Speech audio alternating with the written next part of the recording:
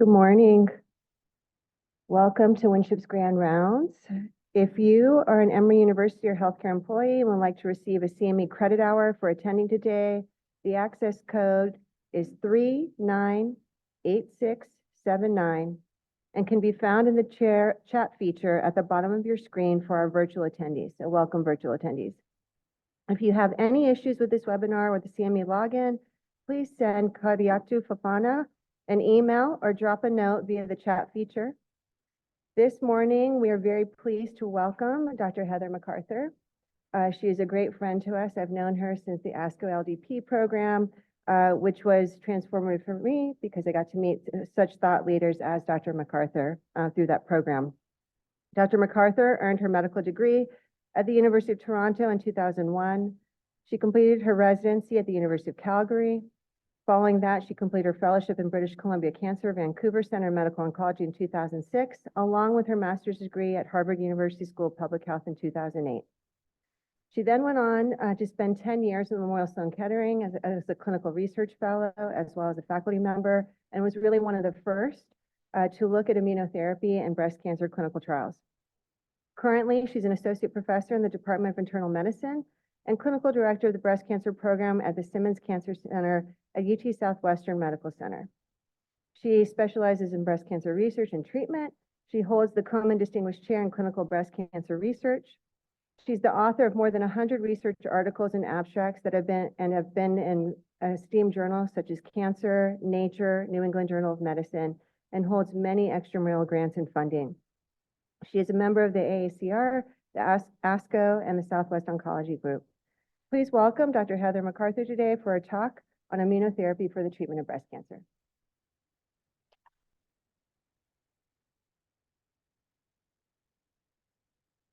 Thank you so much, Dr. Torres, for the kind introduction, a little over the top, but thank you very much. And thank you to you and Dr. Kolinsky for the kind introduction, or sorry, for the kind invitation to join you all here this morning. Today I'm going to talk about the role of immune therapy for breast cancer. These are my disclosures. And I'm going to start with the story of triple-negative breast cancer, because that's really where the story of immune therapy for breast cancer started. And for those of you who don't treat breast cancer, I'll remind you that triple-negative breast cancer is a particularly devastating disease. It often affects our very young patients, often the pregnancy, peripartum patients often present with triple-negative breast cancer, for example, and it's devastating disease for a variety of reasons. Not only does it affect young patients often, but when it recurs early, within 2 to 3 years of an early stage diagnosis. And about 1/3 of patients who are diagnosed with triple-negative early stage breast cancer do have a recurrence, and the vast majority of those are distant recurrences. And it becomes even more devastating at that point because the median life expectancy for metastatic triple-negative breast cancer historically has been in the order of 12 to 18 months. So again, women in their 20s and 30s affected, recurrence in 1/3 of them within 2 to 3 years, and then death within 12 to 18 months. This is devastating disease. And this has been the outcome for patients based on conventional cytotoxic therapy. So we were desperately in need of some hope for these patients, and that came in the form of immune therapy. So here are 2 trials looking at atezolizumab and pembrolizumab checkpoint inhibitor therapy for the treatment of triple-negative breast cancer. And for those of you who treat triple-negative breast cancer, you know that usually we give a cytotoxic agent. It usually works or keeps disease under control for about 3 to 6 months. Then you move on to the second agent. It usually keeps disease under control for 2 to 3 months. And that's why you have that short 12 to 18-month life expectancy. But here in these spider plots, you can see for the first time these horizontal lines indicating durable responses in this high-risk patient population that are lasting months and sometimes even years. So this was an unprecedented observation for triple-negative breast cancer, and for the first time gave us some hope that the outcomes for these patients could potentially be different.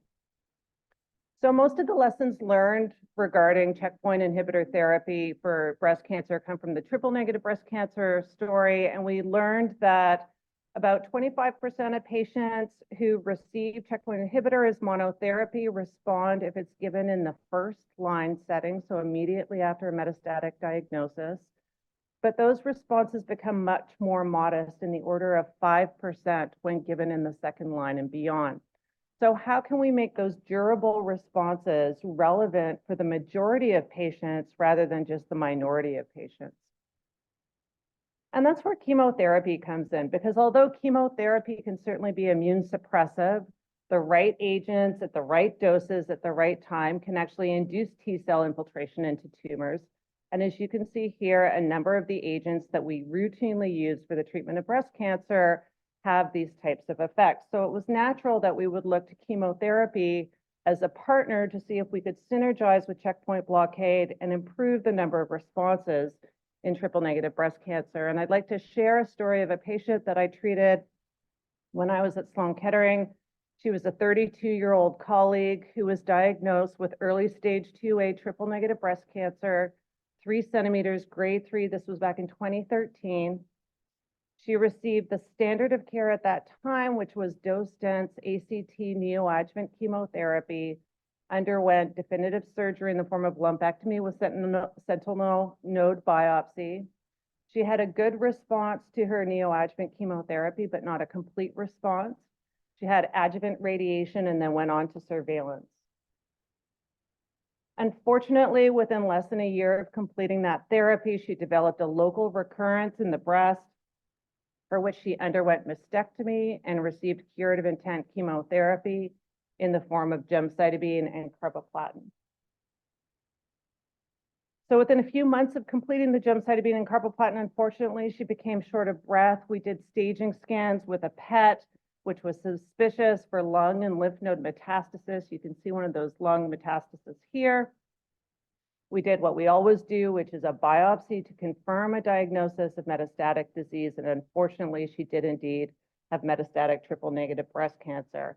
And I was devastated because all of this has happened in a very short period of time, very consistent with that natural history that I just described to you.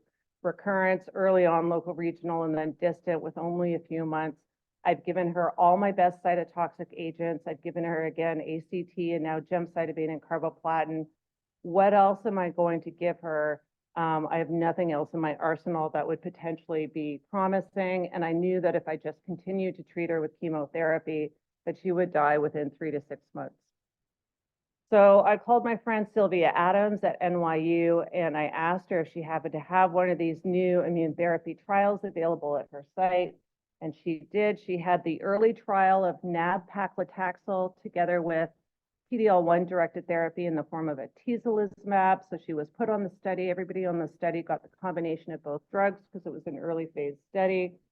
She did very well on that study. Fortunately, she became NED, so no evaluable disease, which was terrific, but she did have 2 episodes of pneumonitis, immune-mediated pneumonitis. The first time it improved and she was able to be rechallenged with the atezolizumab and chemotherapy, but when she had a second episode, it necessitated that she come off the clinical trial, which she did. At that point, she was NED, and the decision was made to just follow her. It is now more than 6 years, it's actually probably now more than 8 years after her metastatic breast cancer diagnosis, and she remains NED. So she hasn't had any systemic therapy for at least 6 years. She gets scans every 3 months, still remains without without any evaluable disease. And it gave me hope for the first time that we could actually potentially use the word cure in the same sentence as metastatic breast cancer. And we have never had that hope before. So I just wanted to share that experience because that was one of the first experiences that really got me excited about the potential of immune therapy for the treatment of breast cancer. So there were a number of studies looking at various combinations of chemotherapy with checkpoint inhibitor therapy, and I'll cut to the chase by skipping ahead to the Keynote 355 study, because this is the study that led to an FDA approval of checkpoint blockade for the first time in metastatic breast cancer. This is a study that enrolled patients with newly diagnosed metastatic triple-negative breast cancer. and randomized them in a 2-to-1 fashion to receive first-line chemotherapy with either pembrolizumab or placebo. It was physician's choice chemotherapy. You could pick from paclitaxel, nab-paclitaxel, or the doublet of gemcitabine and carboplatin. Those are all options that reflect our routine standard of care practice. And the primary endpoint was progression-free survival. So there was an improvement in progression-free survival, but even more notable was the improvement in overall survival in the PD-L1 positive subset using a cutoff of combined positive score greater than or equal to 10. So again, reflecting back on that natural history of disease when treated with cytotoxics, with only a 12 to 18-month life expectancy, to see a 7-month improvement in overall survival was really unprecedented and very exciting, and led to the FDA approval in November of 2020 of pembrolizumab together with chemotherapy in PD-L1 positive metastatic triple-negative breast cancer. So whenever we see improvements in the metastatic setting, we typically apply those same strategies or similar strategies in the curative intent setting, and that's what led to a number of clinical trials, including this one, the KEYNOTE-522 study. The KEYNOTE-522 study is a study that enrolled patients with stage 2 or 3 triple-negative breast cancer, could be PD-L1 positive or PD-L1 negative, and randomized them to receive preoperative or neoadjuvant chemotherapy together with pembrolizumab or placebo. For those patients who were randomized to receive pembrolizumab, they continued pembrolizumab in the adjuvant setting to complete a total year of checkpoint inhibitor therapy. And I was on the steering committee for the study, and originally it was a much smaller study that was designed to look at pathologic complete response as the primary endpoint. And during the course of this study, we made a decision to expand the study to almost 1,200 patients to allow for a co-primary endpoint of event-free survival. And that was a really critical decision, because if we hadn't done that, I don't think that the drug would have been FDA approved based on past CR alone, and I'll show you why. So this was the first interim analysis data for pathologic complete response. The addition of pembrolizumab improved pathologic complete response by 14%. Again, this is an unprecedented delta or improvement in pathologic complete response in this patient population. And for triple-negative breast cancer, pathologic complete response is very highly correlated with curability of disease. And dissimilar to what we'd seen in the metastatic setting, the effect was agnostic of PD-L1 status. So as you can see, the benefit was consistent across the PD-L1 positive and the PD-L1 negative subsets. This is the event-free survival that was shown together with the, at first we had 15.5 months of follow-up. It looked like there was going to be an event-free survival improvement. The FDA decided to deflect the approval of pembrolizumab for a couple different reasons. The first reason was that past CR benefit, the 14%, diminished over time with subsequent analyses. So in the next analysis, it came down to 9%. And in the analysis after that, it came down to 7.5%. And when we first presented the event-free survival, we only had 15.5 months of follow-up. And although there was a suggestion that at 18 months there was an event-free survival benefit, the FDA decided that in the face of the diminishing pathologic complete response and the unstable longer-term follow-up, that they would defer approval. So after they saw this follow-up data, which was follow-up at 39.1 months, you can see that at 3 years, there's a 7.7% improvement in event-free survival. So an almost 8% improvement in curability of disease. So despite that diminishing improvement in past CR, there is an improvement in event-free survival. And although this was not statistically significant, there's a suggestion that that would translate into a 3% early improvement in overall survival. And led to the FDA approval in July of 2021 of pembrolizumab for the treatment of high risk. So you can define what you think is high risk, but high risk triple-negative breast cancer. And it also led to the palliative conversion of accelerated to full approval in the metastatic setting. So just recently at the recent ESMO and San Antonio meetings, we've had updates at 5 years from this Keynote 522 study. On the left, you can see the event-free survival improvement, that 7.7% that I just presented that led to the FDA approval at 5 years that is stable at 9%. And I think the curves here are really interesting because typically we see Kaplan-Meier curves that diminish over time. You don't see these horizontal, horizontal lines over time, indicating maintained cure in that population. So this was really exciting, not just for the delta number, but it looks like it's a maintained effect over time, which is a little unusual. So even with 9% improvement in event-free survival, that means that 91% of patients aren't benefiting, right? So how do we pick the patients who are most likely to derive benefit? And originally we looked at pathologic complete response, and unfortunately we don't have any upfront predictors of who's going to achieve a pathologic complete response versus not. But the impact of pembrolizumab seemed to be largest in those who achieved a pathologic complete response, more than 11%. So we've had a lot of conversation about whether patients who achieve a pathologic complete response actually need to continue a total 1-year course of therapy. And that conversation has shifted again with data presented at the recent ESMO and San Antonio meetings.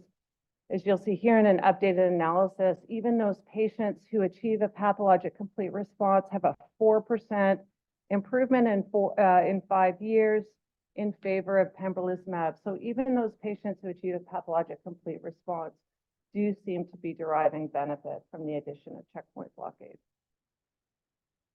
So again, we're faced with a challenge with only 9% of patients benefiting. How do we select for patients who are most likely to benefit, or do we really need to treat 100% of patients to get that 9 out of 100 patient benefit? So we looked at various baseline characteristics, including stage. Here you see stage 2 on the left and stage 3 on the right, and the benefit of pembrolizumab is consistent regardless of staging, so that doesn't seem to predict. What about baseline nodal status? Node negative on the left, node positive on the right. Again, consistent benefits, so nodal status does not seem to predict for who's going to derive benefit. And then if we can't identify upfront subsets, do we need to, again, go back to administering immune therapy for the entire year as it was prescribed on the Keynote 522 study? And this is the source of a lot of ongoing debate, as I mentioned earlier, in part due to several other studies, including the one on the left here, the Gepar-Nuevo study, which is a study that looked at checkpoint inhibitor therapy plus chemotherapy in the preoperative setting, but there was no adjuvant immune therapy administered. And although head-to-head comparisons across trials are discouraged, it's pretty remarkable to me how similar these curves look. And it has begged the question of whether it's absolutely necessary. And I think in my mind, that's been informed by recent data that we presented. So I'm the co-PI on this study. This is the Alexander and Passion 030 study that we just presented at San Antonio, the first analysis, and then I presented last week in Milan, the final analysis.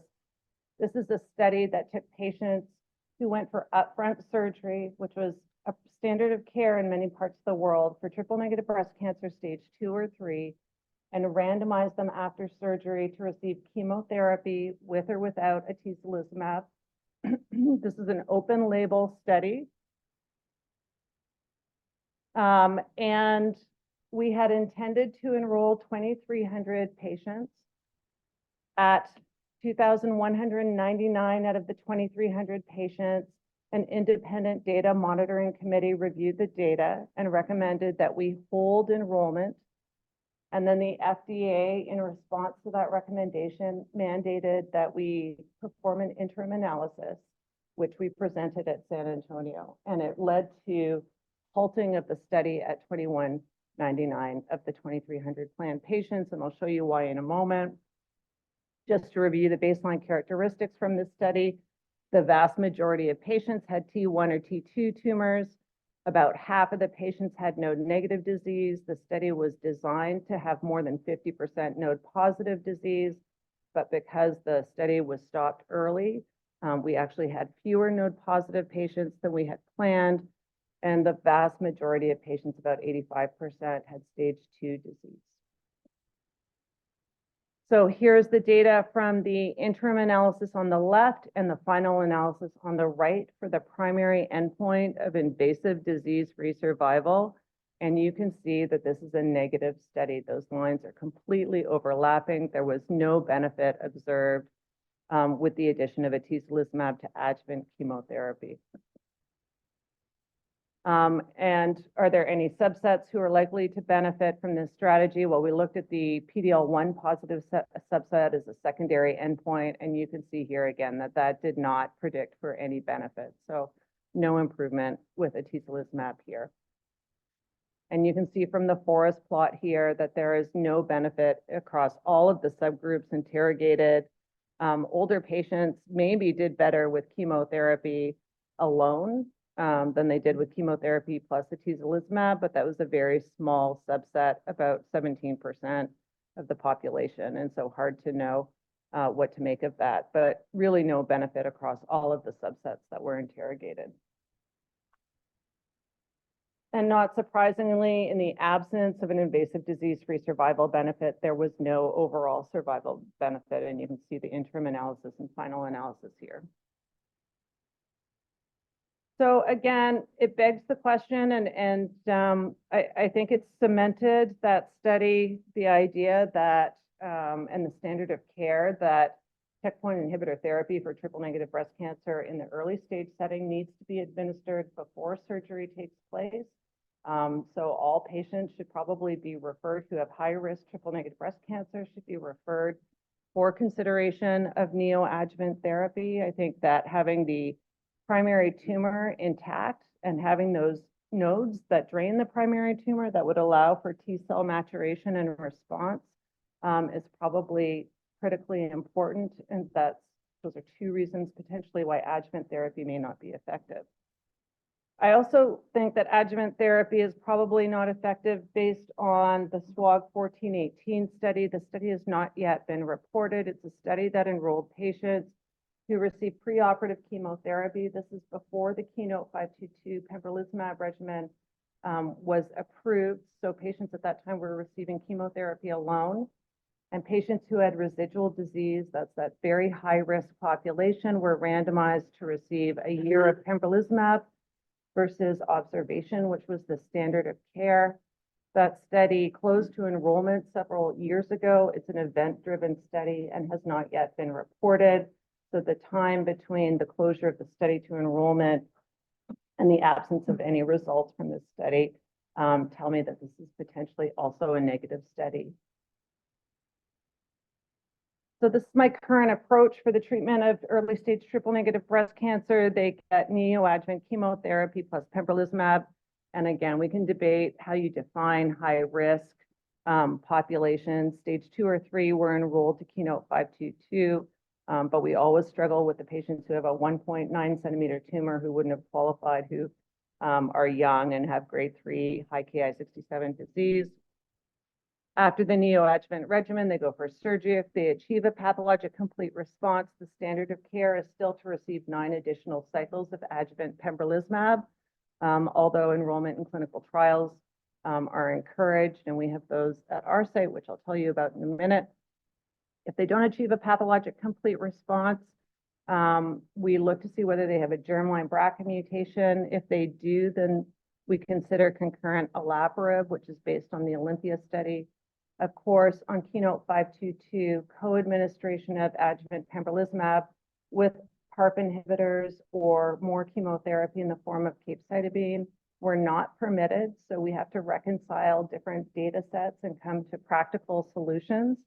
So that's what we've been doing for our germline BRCA mutation carriers. And then for those who don't have a BRCA mutation, we are co-administering often capecitabine together with adjuvant pembrolizumab, and there's a lot of safety data from the metastatic setting that support that strategy. But fortunately, there are studies that are ongoing that will help us understand, hopefully, how to escalate and de-escalate these strategies or optimize them for our patient populations. One of them is the Optimize study. This is a study being led by Sarah Delaney through the Alliance Cooperative Group. It's a study that's enrolling patients who achieve a pathologic complete response. Again, they do extremely well. And if all of the benefit is conferred by the co-administration of pembrolizumab with the neoadjuvant chemotherapy, do you really need additional pembrolizumab and potential toxicity in the adjuvant setting? So that's what this study aims to ask and answer. Almost 2,000 patients will be enrolled and randomized to receive the standard of care, which is the adjuvant pembrolizumab, versus de-escalation in the form of observation. Notably, though, just to set expectations, the estimated completion date for this study is 2033. So we will have to make a lot of decisions in the interim before we have those results available to directly inform our clinical decision-making. We also have a number of what I think are exciting studies for patients who don't achieve a pathologic complete response.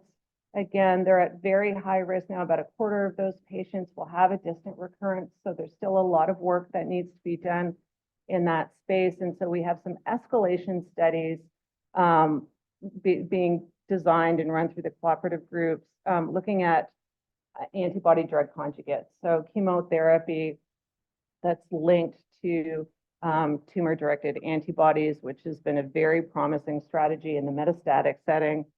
So there are a couple studies. I think I have the schemas for you. So this one is a randomized phase 3 study of the TROP2 directed antibody drug conjugate, sacituzumab govitecan, together with checkpoint inhibitor versus checkpoint inhibitor with standard of care chemotherapy in the adjuvant setting for high-risk residual disease. That's the optimized residual disease study that's being run by Sarah Delaney through the Alliance Cooperative Group. And then there's TROPION-Breast03, which similarly is taking patients with residual disease and randomizing them to receive another TROP2 directed antibody drug conjugate, Dato-DXd, together with another checkpoint blockade drug, durvalumab, versus the antibody drug conjugate alone versus investigator's choice therapy. So this study is ongoing. It's open to enrollment and being undertaken in partnership with the SWOG Cooperative Group. And then again, thinking back to strategies for applying these medications, what we learned early on in the metastatic setting was the earlier that you apply these drugs, the more likely they are to potentially be effective. And so I just wanted to mention the TROPION-Breast04 study that I'm the PI for this study. This is a global phase 3 study looking at neoadjuvant Dato-DXd. So again, a TROP2 directed antibody drug conjugate together with durvalumab, going head-to-head against the KEYNOTE-522 regimen. Again, KEYNOTE-522 has 4 cytotoxic agents, and the vast majority of the toxicity from the KEYNOTE-522 regimen comes from the chemotherapy backbone. So is there an opportunity to give more rational cytotoxic agents in the form of an antibody drug conjugate that might translate into not only improved outcomes, but that also might mitigate the toxicity with these very intense regimens? So that study is ongoing and currently enrolling. So everything that I've talked about so far is pertained to triple-negative breast cancer.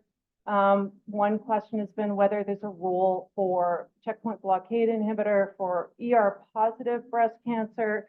We think about triple-negative breast cancer as being more innately immunogenic, more naturally interactive with the immune system. But are there selected subsets of hormone receptor positive disease that might benefit from immune modulation? Well, we have some data from very heavily pretreated metastatic hormone receptor positive breast cancer showing very modest response rates with checkpoint inhibitor monotherapy in the advanced setting. But we did have some data in the early stage setting. Again, the earlier on that you apply these strategies, potentially the more likely they are to be effective. So the I-SPY2 study has an adaptive randomization. So it's not designed to look at strategies head-to-head and predict pathologic complete response. It looks at estimated pathologic complete response to give us a signal of what strategies are most likely to be effective in a randomized phase 3 study. So it's an adaptive clinical trial design. And in this study, has multiple arms. And we saw from this study that here pembrolizumab was given with paclitaxel before surgery, followed by AC chemotherapy and then surgery. So the pembrolizumab here was only given with the taxane, so a shorter course of immune therapy. But we saw with triple negative disease that the estimated pathologic complete response rate was improved threefold from 20% to 60% with the addition of pembrolizumab. So that gave us a hint of what to expect with KEYNOTE-522 in the triple negative setting. But we also saw a notable improvement in estimated pathologic complete response for the hormone receptor positive subset. You can see very modest pathologic complete response rates here. In the chemo alone treated arm here, it was 13%, which is very consistent with what we see with hormone receptor positive disease. It's very difficult to achieve pathologic complete response in this subset, but it was improved with the addition of pembrolizumab to chemotherapy. And you can see here the estimated pathologic complete response rate improved from 13% to 34%. So pembrolizumab graduated from the I-SPY 2 study in all signatures, including the ER positive cohort. So that was a taste of maybe what was to come and led to the design of several studies, two of which I'm going to show you here. The KEYNOTE-756 study. This is a study that enrolled patients with estrogen receptor, so not hormone receptor, but estrogen receptor positive breast cancer, stage 2 or 3, that was grade 3. Almost 1,300 patients enrolled and randomized 1-to-1 to receive neoadjuvant chemotherapy in the form of ACT plus or minus pembrolizumab or placebo prior to surgery. And then again, just like we did in the triple negative setting, we administered pembrolizumab in the adjuvant setting for those assigned to the pembrolizumab arm to complete a total 1 year of checkpoint inhibitor therapy. And just as we did with the KEYNOTE-522 study for triple negative disease, here up front, we decided on 2 co-primary endpoints of pathologic complete response as well as event-free survival.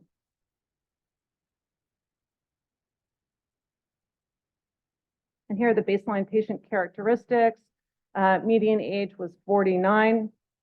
The vast majority, about 3/4 of patients, had PD-L1 positive disease using a combined positive score cutoff of 1. About 1/4 of patients had T3 or T4, so advanced T-stage disease. And the vast majority, about 90% of patients, had node-positive disease. So this is a very high risk, at least by staging population. And worth noting that 94-ish% of patients had ER-positive disease greater than or equal to 10%. One of the challenges for us in hormone receptor positive disease has been this migrating cutoff for the definition of ER positivity. It was 1%, and then it became 10%, and now we're revisiting whether we need to go back to 1% or not. So we used 1% as the cutoff for this study, but only a minority of patients had ER low disease. And just as a reminder, they all had grade 3. So here's the data that we presented. We just presented this data at the recent ESMO meeting and San Antonio meeting. You can see that the addition of pembrolizumab to neoadjuvant chemotherapy improved pathologic complete response of 8.5%. And you can see here in the chemo-only arm, the pathologic complete response rate is 15.6%. Again, very consistent with what we've observed across multiple trials. It is very hard to achieve pathologic complete response in this population. So given where we started, an 8.5% improvement in my mind is notable. And that improvement in pathologic complete response was consistent regardless of the definition of pathologic complete response that was used. Different cooperative groups, for example, use different definitions for PathCR. So very consistent. And as you can see here from the forest plot, the benefits were very consistent across all subgroups interrogated. And I'll just highlight the one at the bottom, which is that ER less than 10%, you can see is shifted way over to the right there in favor of pembrolizumab, so behaves potentially more like triple negative breast cancer. And there's a growing volume of data that ER low disease is much more biologically similar to triple negative breast cancer. So that's not potentially surprising that you see that bigger shift there, but there's also a benefit with pembrolizumab in the ER greater than or equal to 10%. Again, how do we predict for who's most likely to derive response? Because again, 8.5% improvement in pathologic complete response means that more than 90% of patients aren't benefiting. So are there predictive features, patient or tumor, that we could identify that would predict for responses so that we could tailor our treatment recommendations accordingly? So here you see stage 2 or 3 on the 2 on the left and 3 on the right, and you can see very consistent benefit regardless of staging. Here you have lymph node positive disease on the left and lymph node negative disease on the right. The delta is higher, not surprisingly, for the node positive disease because that's a higher risk population, but the hazard ratio is very similar for these two subgroups. What about PD-L1 status? So again, just like the triple negative story, the benefit was observed in PD-L1 positive and PD-L1 negative tumors, although you can see a more modest benefit in those tumors that are PD-L1 negative, 4.5%, with more impressive improvements in tumors that were PD-L1 positive. And if you move that threshold for cutoff of definition for PD-L1 status, you get bigger and bigger deltas. So here on the right, it's greater than combined positive score greater than or equal to 20, and you see a 17.4% improvement in pathologic complete response. This is data that I just presented in Milan last week rather. 3 continents in 1 week, in Atlanta 2 times. So I'm not really sure where I am today. Almost, no, I know. So last week we presented this update, which was impact by age and menopausal status. And you can see here a very consistent benefit for those who are less than 50 versus greater than or equal to 50. And very similar benefit for premenopausal versus postmenopausal. So those are not going to be the clinical features that predict for response. So the EFS co-primary endpoint data from Keynote 756 hasn't yet matured, so we haven't seen that reported yet. Presumably the FDA will require that data together with the PCR data, just as they did with Keynote 522. So it will be interesting to see if that pathologic complete response translates into event-free survival, because it will certainly lead to some interesting clinical challenges for us, including how to reconcile that data with adjuvant PARP inhibitor, but moreover, adjuvant CDK4/6 inhibitor therapy, because of course on Keynote 756, neither of those drugs were permitted in the adjuvant setting, and adjuvant CDK4/6 inhibitors have become a standard of care in high-risk hormone receptor positive breast cancer. So already thinking about how we'll reconcile this data. And of course, you can't co-administer CDK4/6 inhibitors with checkpoint inhibitors because they can lead to serious toxicity, including pneumonitis and hepatitis. So those are future challenges to come, assuming that data is positive. So this is another study that I was involved with, the Checkmate 7FL study, very similar design to the one that I just showed you, very similar to the Keynote 756 study. This is the study that enrolled patients with ER-positive breast cancer, essentially stage 2 to 3. There were some permissions for grade 2 disease if they had low ER status, less than or equal to 10%. Randomized in a very similar fashion to receive neoadjuvant chemotherapy in the form of ACT with either checkpoint blockade in the form of PD-L1 directed therapy with nivolumab in this setting versus placebo. And again, for those randomized to receive nivolumab in the neoadjuvant setting, they continue the nivolumab in the adjuvant setting to complete 1 year. Co-primary endpoints of pathologic complete response and event-free survival at the time of design. However, when the adjuvant CDK4/6 data from the Monarch-E study were reported, a decision was made by the industry sponsor to stop enrollment to the study. So the study was discontinued earlier than was expected, and the statistics were altered so that pathologic complete response in isolation is now the only primary endpoint for this study. Patient characteristics are outlined here. As I said, there was an allowance for grade 2 disease if they had low ER-positive disease, but almost all patients had grade 3 disease. About half of the patients had stage 3 disease. Most of them had a high Ki-67 greater than or equal to 20%, and 80% or thereabouts had node-positive disease. So again, a very high-risk population of patients. And you can see, similarly to what we saw with Keynote 756, that the addition of checkpoint blockade, again, here in the form of nivolumab, led to an improvement in pathologic complete response. Here, the delta was 10.5%, and it was, again, magnified using a PD-L1 cutoff here, greater than or equal to 1%. And what about using different definitions of PD-L1, either by SP142 or by CPS scoring? And the benefits are observed in PD-L1 positive and PD-L1 tumors. And again, the delta increases the higher the threshold that you use to define PD-L1 status. So here on the right, again, you see combined positive score greater than or equal to 20. The delta here becomes 52.3%. So again, enriching, but not absolutely predicting for who's most likely to respond to therapy. And the same with TILs. There's been a lot of conversation in our world about the impact of TILs. And here, again, the more TILs that you have, the more likely you are to respond, but it's not an absolute predictor of response. And here, what about low ER expression versus high ER expression? Again, the lower the ER expression, the greater the delta, not surprisingly, because again, low ER positive disease behaves more like triple negative disease, so not a surprising observation, but again, not an absolute predictor of response to therapy.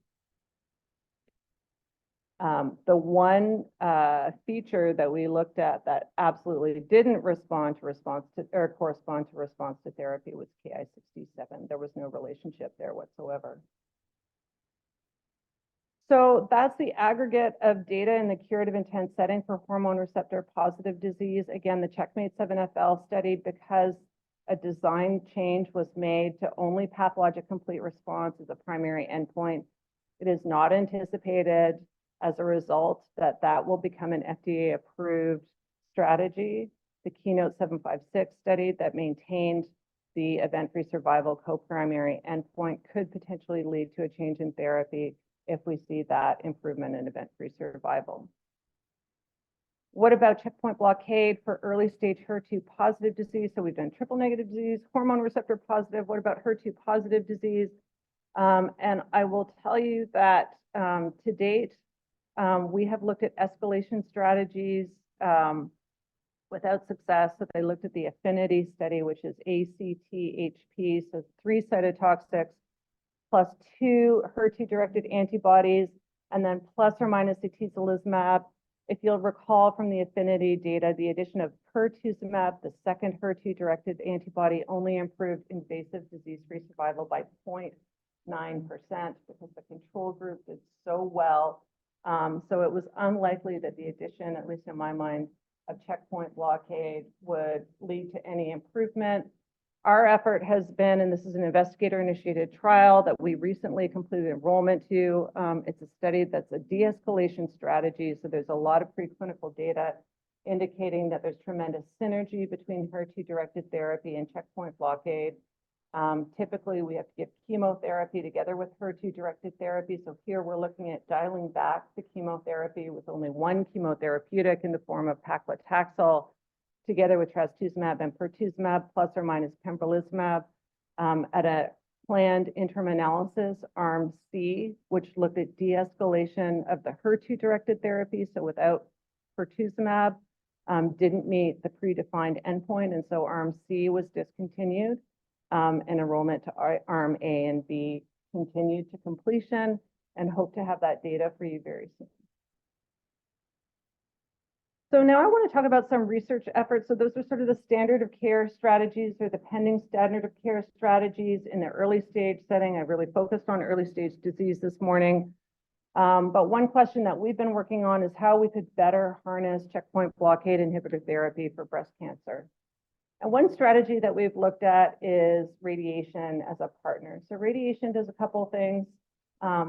Don't be offended by the simplicity of this, Dr. Torres, please, but radiation causes inflammation, so it brings the right cells, it brings immune cells into the environment, but it also causes physical disruption. You can imagine that a lump of tumor is very difficult for immune cells, microscopic immune cells, to process and digest.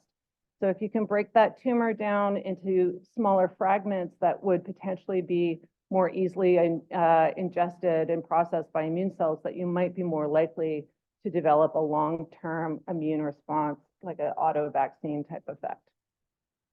And there's a lot of preclinical data demonstrating tremendous synergy between radiation and checkpoint inhibitor therapy, and it led to a number of trials. So we did the first trial looking at patients who were getting brain radiation, and we co-administered CTLA-4-directed therapy in the form of tremelimumab, and that was a devastating study. So more than half of the patients, again, because the poor prognosis of brain metastasis, more than half of the patients didn't actually meet the first primary endpoint at 12 weeks. They didn't reach the first evaluation time point at 12 weeks.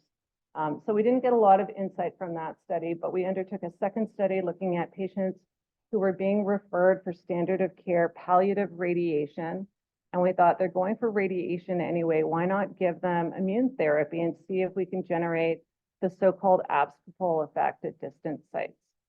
So we undertook this study enrolling patients who were referred for standard of care palliative radiation for metastatic triple-negative breast cancer and co-administered pembrolizumab. Here's one of the patients that we enrolled. This patient had a primary breast tumor. That's what the arrow's pointing at. And she was referred because this tumor was about to break through the skin and become problematic.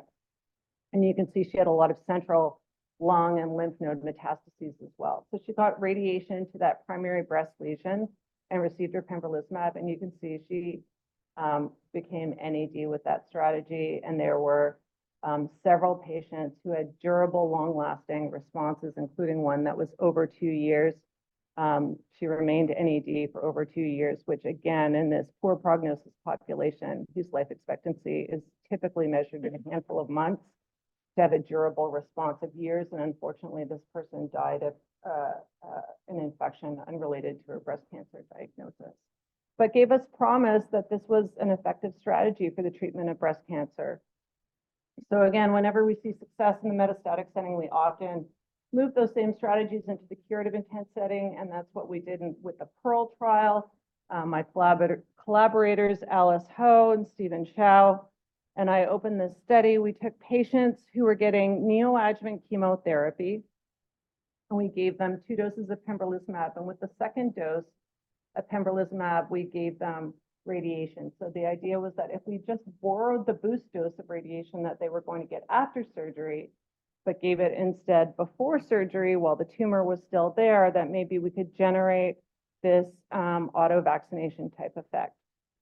And we had serial biopsies because one of the criticisms from the metastatic study was that we maybe enriched for patients who were more innately sensitive to immune therapy, which was a tough criticism to swallow, because as I showed you up front, only about 5% of patients who have pretreated disease respond to checkpoint blockade. But for that reason, we did this in a stepwise approach where we got a baseline biopsy, then 3 weeks later, we got a biopsy after first dose of pembrolizumab, and then another biopsy at 6 weeks after pembrolizumab and radiation, so that we could biologically interpret the impact of both the pembrolizumab and the radiation.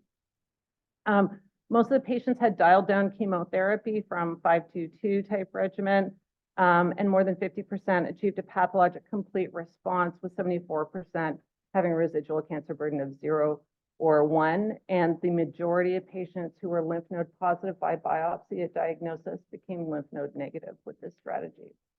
So studies like the PRAD study looking at optimizing radiation dose in this type of setting are underway. Another strategy that was of interest, so I was very fortunate when I was at Sloan Kettering in that I got to work with Jim Allison, who of course went on to get the Nobel Prize for his contribution in identifying CTLA-4 as a potential checkpoint and his contributions to successful drug development in that space. And he had a person in his lab, Becky Waits, who was doing some interesting experiments looking at cryoablation. So what he would do, or what she would do, would be inject, in this case, it was a prostate cancer model, inject tumor into one flank of the mouse, then cryoablate it, give checkpoint inhibitor therapy, and then inject that same tumor into the contralateral flank. And the idea was, again, with the cryoablation, that you're causing inflammation, but you're also causing physical disruption and creating tiny fragments that might be more easily digested by those immune cells. And with that strategy of cryo with immune modulation, the mice rejected that contralateral flank injection almost every time. So we were really excited about this data. This was back in 2009. And my mentor, Larry Norton, said we need to be doing this in breast cancer, which was quite frankly heresy back in that day.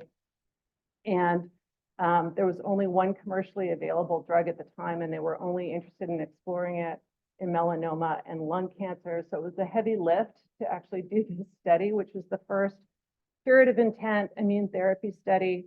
We took patients who were going for mastectomy. We worked backward from their standard of care surgery and gave them cryoablation or checkpoint blockade here in the form of ipilimumab, which was the only commercially available drug, or the combination. And we had to do it in a stepwise approach because our surgeons thought that we were going to ruin their surgical outcomes. So we had to prove step by step that we could intervene before surgery without undermining their surgeries.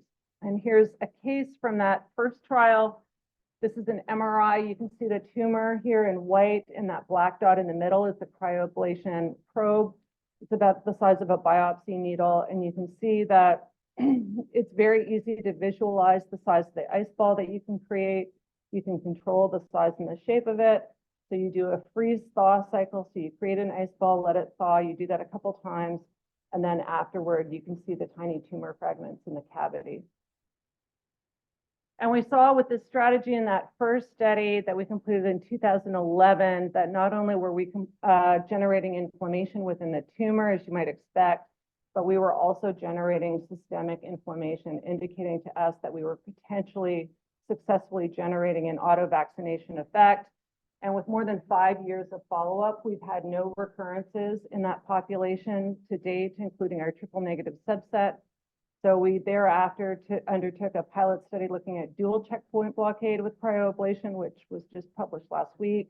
And we now have an ongoing phase 2 study. It's a multi-center study looking at patients who have residual disease after Keynote 522, and again, working backward from their standard of care surgery to give the cryoablation, hoping that we can improve outcomes for that very, very high-risk population. And that's the study schema. So most of what I talked about today pertains to T cell manipulation, but of course the tumor microenvironment is much more complex. I'm very lucky at UT Southwestern to have a lot of partners and collaborators who are looking at different elements of the microenvironment, dendritic cells, natural killer cells. For example, FLT3 ligand is a growth factor that increases dendritic cell populations. And we have a number of trials that are ongoing. Dr. Sangeeta Reddy in our group is leading one, looking at FLT3 ligand together with chemotherapy for metastatic triple negative disease. And then I have a study that I'm doing in partnership with Sylvia Fermenti from Weill Cornell, looking at radiation with FLT3 plus conventional checkpoint inhibitor therapy as a preoperative strategy in hormone receptor positive breast cancer. And another thing that we're doing in our group is not just taking information from bench to bedside, but we're trying to bring that information back from the bedside to the bench. So one of my collaborators, Isaac Chan, has been developing organoids. So we want to learn from every single brave person who participates in a clinical trial. So he has been collecting these samples and is generating organoids. And you can see here some of the learning from that effort. On the left, you have one of those organoid tumors, and you can see it's growing as you would expect with these horrible tentacles. And then if you infuse that same tumor, if you infuse that same tumor with natural killer cells, you can see the natural killer cells are containing the tumor. Not only can you see that they're containing the tumor, but you can see that even though they're all natural killer cells, there are different cells doing different activities. There's some that sort of hover around the tumor. There's some that move in and out of the tumor. and there are some that maintain their distance from the tumor. So we have a lot to learn, not just about T cell activity, but the other elements of the tumor microenvironment. But I am very hopeful, and I hope you are too, at the end of this, that this is a possible future cover of Science magazine, that cancer and breast cancer specifically is cured with rational immune therapy combinations. I'll end there. Thank you.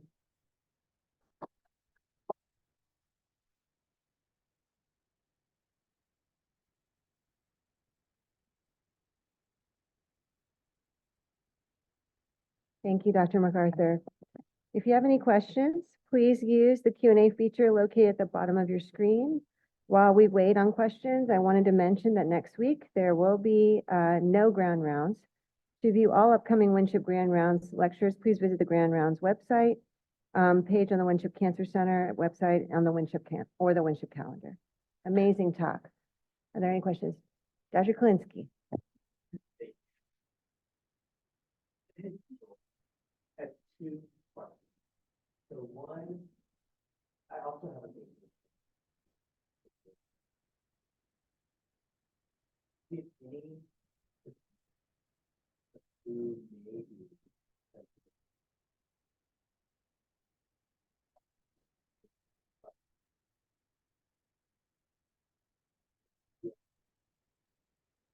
why we need possibly why we don't want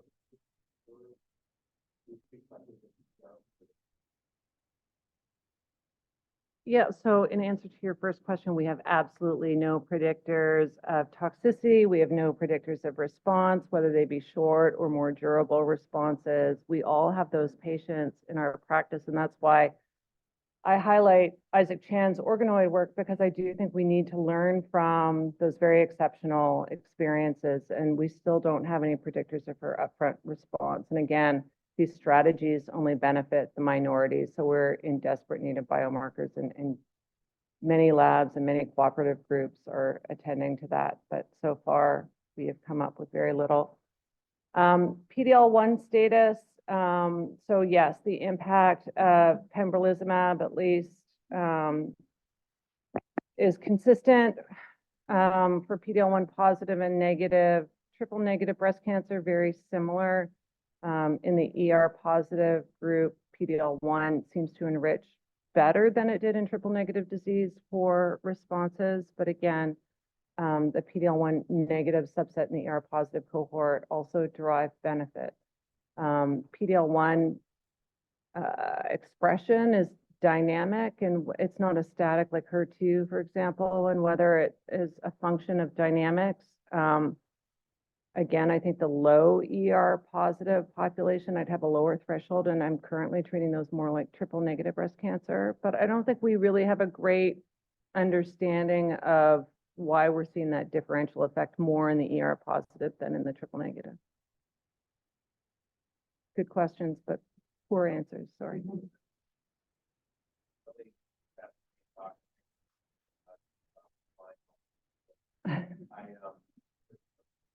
By your cryo, I'm wondering what we know about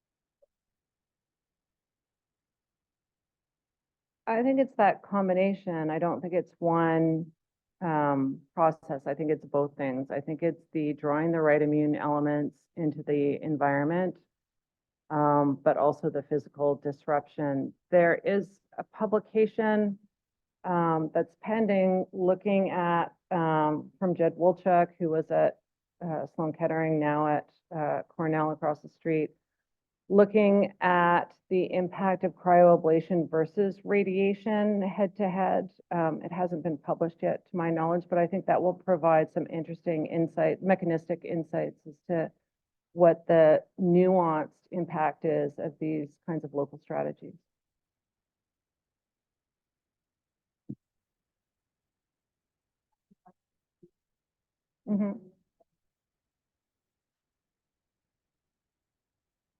Mhm.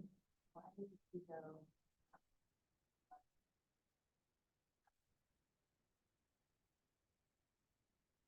So, so the question is around the performance of atezolizumab. Is it different than pembrolizumab somehow? I actually don't think it's a function of differences in drug. When I showed you that data looking at monotherapy comparison, almost the exact same responses with monotherapy in the triple-negative breast cancer setting. I think the differences in the studies that have been reported have been in trial design. Decisions to not have co-primary endpoint of event-free survival in the IMpassion031 neoadjuvant study, for example. So they chose to have a more limited study that was smaller in power to have a primary endpoint of pathologic complete response alone. In the metastatic setting, same problem, progression-free survival only, and then it was mitigated on the success of IMpassion 131, which was the paclitaxel atezo, which was a negative study also without the co-primary endpoint of overall survival. So I don't think it's differences in the drug per se. I think that the pembrolizumab group have invested in the research program in a different way such that they were mindful in having these important co-primary endpoints that ultimately led to the FDA approvals. As I showed you with Keynote 522, if we hadn't made that choice along the way to have the EFS co-primary endpoint with that diminishing pathologic complete response, it never would have been approved by any health authority. So that was a huge investment made for a much bigger effort, a much more expensive trial, but it paid off. And the atezolizumab team made different investments.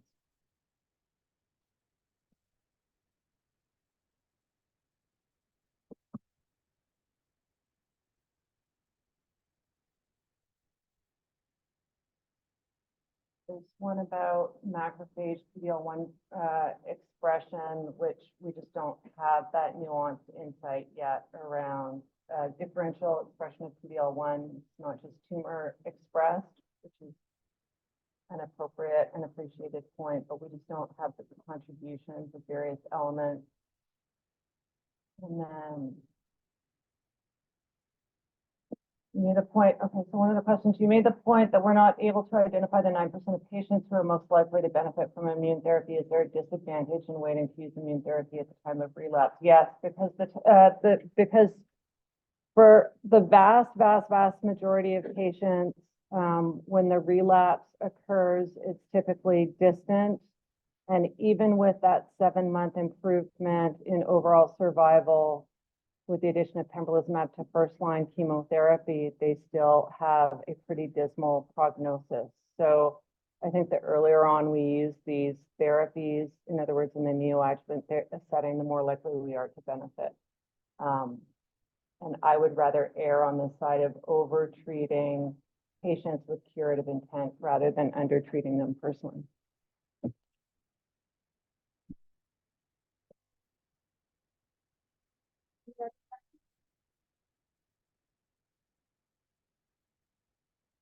Right. Well, thank you, Dr. McArthur, for joining us today after all your whirlwind travel. It's been a wonderful presentation, and congratulations on all your work. So thank you, everybody. Thank you. Thank you.